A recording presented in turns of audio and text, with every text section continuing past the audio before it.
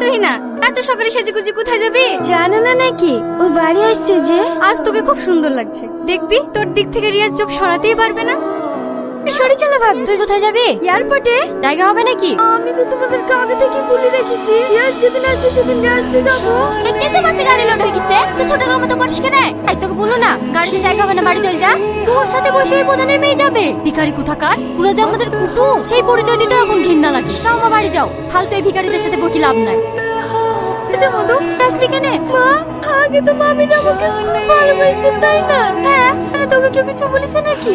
আমরা নাকি ছোট লোক, আমি আর ভাবি বলছে আমাকে গাড়ি থেকে নিয়ে গেলে নাকি ওদের মান সম্মানের ক্ষতি হবে, তার লেগে আমাকে নিয়ে গেল না। তোকে এত বড় কথা বলেছে? যখন খেতে পারছিল না তোর বাপ টাকা দিয়ে বিদেশ পাঠিয়েছে, আরে কত টাকা হয়েছে বলে আমার মেয়েকে অপমান করবে? চুলের মুঠি ধরে ঘুরাবো। না মা, তুমি আমার মাথায় হাত দিয়ে বলো, ঝামেলা করবে না।